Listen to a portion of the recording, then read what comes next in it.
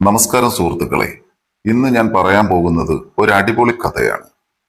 കഥയിലേക്ക് എല്ലാവർക്കും സ്വാഗതം. കഥ ആരംഭിക്കാം. ഹസ്ബൻഡിനൊപ്പമുള്ള സ്വകാര്യ നിമിഷങ്ങൾക്കിടയിലാണ് മുറിക്ക് പുറത്ത് ഒരൊച്ച വീണ കേൾക്കുന്നത്. അവൾക്കൊരു സംശയം തോന്നിയിരുന്നു. അതുകൊണ്ട് തന്നെ അവൾ ബാത്റൂമിൽ പോവുകയാണെന്ന് പറഞ്ഞ് പെട്ടെന്ന് അവന്റെ അരികിൽ നിന്ന് എഴുന്നേറ്റ് താക്കോൽ ദ്വാരത്തിലൂടെ പുറത്തേക്ക് നോക്കി. അവളുടെ ഊഹം തെറ്റിയില്ല. പ്രതീക്ഷിച്ച ആള് തന്നെ. അവളുടെ ആ പ്രവൃത്തി കണ്ടുകൊണ്ട് ഹസ്ബൻഡ് സേതു മനസ്സിലാവാതെ അവളുടെ മുഖത്തേക്ക് നോക്കി. നീ എന്തായി കാണിക്കുന്നത്? ഞാൻ ഉദ്ദേശിച്ചത് തെറ്റിയില്ല. സംശയമുണ്ടെങ്കിൽ വന്ന് നോക്ക് നിങ്ങള്. അവൾ അത്രയും പറഞ്ഞപ്പോൾ സേതു അവിടേക്ക് പോയ ശേഷം താക്കോൽ ദ്വാരത്തിലൂടെ പുറത്തേക്ക് നോക്കിയപ്പോൾ കണ്ട കാഴ്ച അവനെ ഞെട്ടിക്കുന്നതായിരുന്നു. മുൻപിൽ സ്വന്തം അച്ഛൻ. ഞാൻ ഫോണിൽ കൂടെ പറയുമ്പോൾ സേതുവേട്ടൻ വിശ്വസിച്ചിട്ടില്ല. എപ്പോഴും ഇങ്ങനെ തന്നെയാണ്. അച്ഛൻ മുറിക്ക് പുറത്തു വന്ന് ഇങ്ങനെ നിൽക്കും. ഇവിടെ ഒരു പേപ്പർ വെച്ചിട്ടാ ഞാൻ ഡ്രസ്സ് പോലും മാറാറുള്ളത്. അവൾ മുറി തുറക്കാൻ തുടങ്ങിയ ശബ്ദം കേട്ടപ്പോൾ തന്നെ പുറത്തു നിൽക്കുന്ന ആള് ഓടുന്ന പദചലനം കേൾക്കാമായിരുന്നു. എനിക്ക് വിശ്വസിക്കാൻ പറ്റുന്നില്ല. വിശ്വസിച്ചേ പറ്റൂ സേതുവേട്ട. ഇതാണ് സത്യം. ഇവിടെ കല്യാണം കഴിഞ്ഞ് വന്ന സമയം മുതലേ ഞാൻ അനുഭവിക്കുന്നതാണ് ഈ പ്രശ്നം. ഒരച്ഛന്റെ വാത്സല്യത്തോടെ അല്ല നിങ്ങളുടെ അച്ഛൻ എന്നെ നോക്കുന്നത്. മറിച്ച് കണ്ണുകളിൽ മുഴുവൻ കാമം നിറച്ച അയാൾക്ക് വേറെ സൂക്കേടാണ്. ബീന, ഒരു താക്കീത് പോലെ സേതു വിളിച്ചു പോകണ്ട. നടന്ന സംഭവങ്ങളെക്കുറിച്ച് ഞാൻ ഇവിടെ പറയുന്നത് നിങ്ങൾക്ക് കല്യാണം കഴിഞ്ഞ് ഗുജറാത്തിലേക്ക് തിരിച്ചുപോയ അന്നു മുതൽ തുടങ്ങിയതാ. എന്റെ പുറകെയുള്ള നിങ്ങളുടെ അച്ഛന്റെ ഈ സ്നേഹപ്രകടനങ്ങൾ. മരുന്ന് കൊടുക്കാനാണ്, കുഴമ്പിടാനാണെന്നൊക്കെ പറഞ്ഞ് എന്നെ മുറിയിലേക്ക് വിളിക്കും. കാൽ തടവിപ്പിച്ച് മുകളിൽ വരെ തടവാൻ പറയും. ഒരു ദിവസം അങ്ങേരുടെ സ്വകാര്യ ഭാഗം വരെ കാണിക്ക വരെ ചെയ്തു. അവിടുന്ന് പായ്ന്ന് ഓടി ഞാൻ അടുക്കളയിലെത്തിയപ്പോൾ അമ്മ എവിടെന്തോ ജോലി ചെയ്തുകൊണ്ടിരിക്കുക. അമ്മയോട് പറഞ്ഞപ്പോൾ അമ്മ ചെന്ന് ചോദിച്ചു, എല്ലാവരോടും സമൃദ്ധമായിട്ട് കള്ളം പറയാൻ നിങ്ങളുടെ അച്ഛന് കഴിവുണ്ടല്ലോ, അതുകൊണ്ട് തുണി അങ്ങോട്ടും ഇങ്ങോട്ടും മാറിയതായിരിക്കും എന്ന് വിശ്വസിച്ചു എന്ന് പറഞ്ഞാൽ മതിയല്ലോ. അവിടെ കൊണ്ടും കഴിഞ്ഞില്ല. രാത്രി പുറത്തു നിന്ന് നമ്മൾ തമ്മിലുള്ള ഫോൺ സംഭാഷണങ്ങൾ കേൾക്കുന്നതാ അച്ഛന്റെ പ്രധാന ഹോബി. ഒരു ദിവസം എന്നോട് ചോദിച്ചത് എന്താണെന്ന് സേതുവേട്ടൻ അറിയാമോ? എന്താ ചോദിച്ചത്? അവൻ അവിശ്വസനീയതയോടെ ചോദിച്ചു. അവൾ അക്കാര്യം ഓർമ്മയിലേക്ക് എടുത്തു. മുറ്റം തൂത്തുകൊണ്ട് നിൽക്കുമ്പോഴാണ് തന്റെ മാറിടത്തിലേക്ക് അയാളുടെ നോട്ടം പോകുന്നത് അവൾ കണ്ടത്. അതുകൊണ്ട് തന്നെ മാറിടത്തിൽ നന്നായി അമർത്തിപ്പിടിച്ചാണ് മുറ്റം തൂത്തത്. തൂത്ത് കഴിഞ്ഞപ്പോഴാണ് നിങ്ങളുടെ അച്ഛൻ വരുന്നത് കാണുന്നത് തന്നെ. മോളെ സേതു വിളിക്കാറില്ലേ? അവൾക്കരികിലേക്ക് വന്ന് അവളുടെ മാറിടം കൈകളിൽ തൊടുന്ന രീതിയിലാണ് അയാൾ നിൽക്കുന്നത്. അയാൾക്കരികിൽ നിന്നും അല്പം നീങ്ങി നിന്നാണ് അവൾ മറുപടി പറഞ്ഞത്. ഇന്നലെ കൂടി വിളിച്ചായിരുന്നു അച്ഛാ. ഫോണിൽ കൂടി നിങ്ങൾ എങ്ങനെയാണ് സംസാരിക്കുന്നത്? കല്യാണം കഴിഞ്ഞ് ആഗ്രഹങ്ങളൊക്കെ കാണില്ലേ മോൾക്ക്? അവനോട് പറഞ്ഞുകൂടെ അവിടേക്ക് മോളെ കൂടെ കൊണ്ടുപോകാൻ? അതിന് നോക്കുന്നുണ്ടച്ചാ, പക്ഷേ പറ്റിയ വീടൊന്നും കിട്ടുന്നില്ല എന്നാ പറഞ്ഞത്.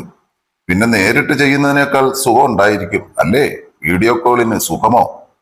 അച്ഛൻ ഉദ്ദേശിച്ചത് എന്താണ്? അല്പം കൂടി രൂക്ഷമായി ചോദിച്ചപ്പോൾ ഒന്നുമില്ല എന്നും പറഞ്ഞ് ആൾ പോകുന്നത് കണ്ടു. അച്ഛന്റെ ആ പ്രവൃത്തി കൂടി അറിഞ്ഞതോടെ വല്ലാത്തൊരു ഞെട്ടലിലായിരുന്നു സേതു. തന്റെ സ്വന്തം അച്ഛൻ മക്കളെ പോലെ കാണേണ്ട തന്റെ ഭാര്യയോട് ഇങ്ങനെയൊക്കെ പെരുമാറിയെന്ന് അവന് വിശ്വസിക്കാനേ സാധിക്കുന്നില്ല. എന്നാൽ കുറച്ചു മുമ്പ് തൊട്ടു മുൻപിൽ കണ്ട ദൃശ്യം അവിശ്വസിക്കാനും കഴിയുന്നില്ല. എനിക്ക് നല്ല പേടിയാണ്. ഞാൻ സേതുവേട്ടനോട് പറഞ്ഞില്ലേ, ഇത്തവണ വരുമ്പോൾ സേതുവേട്ടന്റെ കൂടെ കൊണ്ടുപോയില്ലെങ്കിൽ ഞാൻ എന്റെ വീട്ടിൽ പോയി നിൽക്കുമെന്ന്. ഇത് തന്നെയാ കാര്യം. അമ്മയ്ക്ക് വയ്യാത്തത് കൊണ്ട് അച്ഛൻ ഇത്തിരി സോക്കേട് കൂടുതലാണ്. പറയാതിരിക്കുന്നത് എങ്ങനെയാ? അമ്മയ്ക്ക് എപ്പോ നോക്കിയാലും വയ്യ, കാലുവേദന, കൈവേദന. അമ്മ എപ്പോഴും ആശുപത്രി തന്നെയാണെന്ന് പറയുന്നതാണ് സത്യം. ഇവിടെ പലപ്പോഴും ഞാനും അച്ഛനും മാത്രമാകുന്ന സാഹചര്യങ്ങളാണ് കൂടുതലും. നല്ലൊരു അവസരം കിട്ടിയ നിങ്ങളുടെ അച്ഛൻ എന്നെ കയറി പിടിക്കാനും മടിക്കില്ല. അതെനിക്ക് 100% ഉറപ്പാണ്. അതുകൊണ്ട് എന്നെ നിങ്ങൾ ഇത്തവണ കൂടെ കൊണ്ടുപോകണം. അതല്ലെങ്കിൽ ഞാൻ എന്റെ വീട്ടിൽ പോയി നിൽക്കും. അച്ഛൻ എന്നാലും ഇങ്ങനെ വൃത്തികെട്ട ശീലങ്ങളൊക്കെ എന്നു മുതൽ തുടങ്ങിയെന്ന് എനിക്ക് മനസ്സിലാവുന്നില്ല. ഞെട്ടലോടെ സേതു പറഞ്ഞു. അത് നിങ്ങൾ അച്ഛനോട് തന്നെ ചോദിച്ചു നോക്ക്. ഇതിലും ചീപ്പായി നിങ്ങളുടെ അച്ഛൻ പ്രവർത്തിച്ചിട്ടുണ്ട്. അതറിഞ്ഞാൽ നിങ്ങൾ സഹിക്കുമെന്ന് എനിക്ക് തോന്നുന്നില്ല. അതെന്താ? സേതു പേടിയോടെ ചോദിച്ചു. ഞാൻ കുറച്ചു ദിവസങ്ങൾ ആയിട്ട് എന്റെ ഇന്നർവേഴ്സിൽ പലതും കാണാതെ പോകുന്നത് ശ്രദ്ധിച്ചു. ഒരു ദിവസം ഞാൻ എന്തോ ആവശ്യത്തിന് അച്ഛന്റെ മുറിയിൽ കയറിയപ്പോൾ അവിടെ അതെല്ലാം എടുത്തു വെച്ചിട്ടുണ്ട്. നീ പറയുന്നത് അച്ഛൻ അത്രയ്ക്ക് തരം താഴുമെന്നാണോ? ഓ, അതൊന്നും എനിക്കറിയില്ല. നിങ്ങളുടെ അച്ഛൻ എന്തോ പ്രശ്നമുണ്ട്. ഒരു ഡോക്ടറെ കൊണ്ട് കാണിക്ക്. ചിലപ്പോൾ പ്രായമാകുമ്പോൾ ഇങ്ങനെയുള്ള അസുഖങ്ങൾ ഉണ്ടാകുമായിരിക്കും. അച്ഛനോട് ഈ കാര്യത്തെപ്പറ്റി എങ്ങനെ സംസാരിക്കുമെന്ന് അറിയാമായിരുന്നില്ല. അവൻ ഒന്നും മിണ്ടാതെ മുറിക്ക് പുറത്തേക്ക് നടന്നു. അപ്പോൾ ഒന്നും അറിയാത്ത ഭാവത്തിൽ സോഫയിൽ ഇരിക്കുകയാണ് അച്ഛൻ. അമ്മ എവിടെ? അവൾ ആശുപത്രിയിലോ മറ്റോ പോയി. പ്രഷറോ മറ്റോ നോക്കാനാണെന്ന് പറഞ്ഞു. നന്നായി, എനിക്ക് അച്ഛനോടൊന്ന് സംസാരിക്കാനുണ്ട്. അയാളുടെ മുഖത്തെ പരുങ്ങൽ വ്യക്തമായി തന്നെ സേതു കണ്ടു. എന്താടാ? എന്താണെന്ന് അച്ഛൻ ഇപ്പോൾ മനസ്സിലായി കാണുമല്ലോ. കുറച്ചു മുമ്പ് ഞങ്ങളുടെ മുറിയുടെ വാതിക്കൽ നിന്ന് ഓടിപ്പോകുന്ന അച്ഛനെ ഞാൻ കണ്ടു. അതുമാത്രമല്ല, ഇവിടെ നടന്ന കാര്യങ്ങളൊക്കെ അവൾ എന്നോട് പറയുകയും ചെയ്തു. ഇനിയിപ്പോ അതിനെപ്പറ്റി അച്ഛൻ എന്താ മറുപടി പറയാനുള്ളത് എന്ന് മാത്രം എന്നോട് പറഞ്ഞാൽ മതി. സ്വന്തം മോളെ പോലെ കരുതേണ്ട മരുമകളോട് ഇത്രയും തരംതാണ രീതിയിൽ പെരുമാറാൻ അച്ഛൻ എങ്ങനെ സാധിച്ചു? ഇവിടെ നിൽക്കാൻ പോലും അവൾക്ക് ധൈര്യമില്ല എന്നാണ് അവൾ പറയുന്നത്. ഞാൻ അച്ഛനെ വിശ്വസിച്ച് എന്റെ ഭാര്യ ഇവിടെ നിർത്തിയിട്ട് പോയതല്ലേ? ഞാനില്ലാത്ത സമയത്ത് അവൾക്ക് കൂട്ടുകിടക്കാൻ നോക്കുകയാണോ അച്ഛൻ ചെയ്യേണ്ടത്? സ്വന്തം മോനും മരുമകളും ഫോണിൽ കൂടി എന്തൊക്കെയാണ് സംസാരിക്കുന്നതെന്നും ഓറൽ സെക്സ് ചെയ്യുന്നുണ്ടോ എന്നും ആണോ അച്ഛൻ അറിയേണ്ടത്? സേതു, അയാൾ തകർന്നതുപോലെ വിളിച്ചു. പിന്നെ ഞാൻ എന്താ പറയേണ്ടത്? ഞാൻ എന്റെ ഭാര്യയുടെ മുൻപിൽ ഒരു മണൽത്തരിയോളം ചെറുതായിട്ട് നിൽക്കുകയാണ് അച്ഛൻ. കാരണം അവൾ എണ്ണിപ്പറഞ്ഞ ഓരോ കാര്യങ്ങൾ കേട്ട് ഞാൻ ഇല്ലാതാവുകയാ. അച്ഛൻ എവിടുന്ന ഇത്രയും മോശമായ സ്വഭാവം കിട്ടിയത്? എന്താ അച്ഛന്റെ പ്രശ്നം? സ്വന്തം മോളെ പോലെ കാണേണ്ട മരുമകളെ ഇങ്ങനെ നോക്കാനും മാത്രം അതപ്പതിച്ചു പോയോ എന്റെ അച്ഛൻ? എനിക്ക് മനസ്സിലാവാതെ ചോദിക്കുകയാണ്. അതോ അവളൊന്നും എന്നോട് പറയില്ലെന്നും അച്ഛന്റെ താല്പര്യങ്ങൾക്കൊക്കെ വഴങ്ങിത്തരുമെന്നും അച്ഛൻ കരുതിയതോ? നിങ്ങളെ അച്ഛനെന്ന് വിളിക്കാൻ തന്നെ എനിക്ക് അറപ്പ് തോന്നുക. പിന്നെ ഞാൻ അമ്മയോർത്താണ് ക്ഷമിക്കുന്നത്.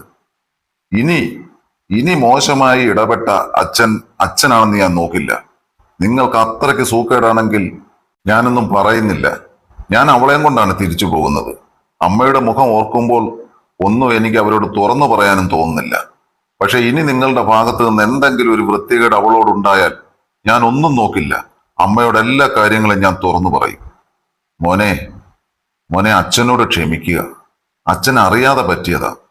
അറിയാതെയോ? അറിഞ്ഞുകൊണ്ട് തന്നെയാണ് അച്ഛന് പറ്റിയത്. ഇനി അതിനെപ്പറ്റി കൂടുതൽ ന്യായീകരണങ്ങളൊന്നും അച്ഛൻ പറയണ്ട. എന്താണെങ്കിലും ഞാൻ പോകുമ്പോൾ എന്റെ ഒപ്പം തന്നെ എന്റെ ഭാര്യയും കാണും. അച്ഛനും അമ്മയും ഇനി തൽക്കാലം തന്നെ താമസിക്കേ. പ്രായമായ അച്ഛനും അമ്മയും ഒരു കൂട്ടായിക്കോട്ടോ എന്ന് കരുതിയാ ഞാൻ അവളെ ഇവിടെ നിർത്തിയിട്ട് പോയത്. അപ്പോൾ അച്ഛന് അതിന്റെ ആവശ്യമൊന്നും അല്ലല്ലോ. അതുകൊണ്ട് ഇനി കുറച്ചു കാലം തന്നെ ജീവിക്കേ.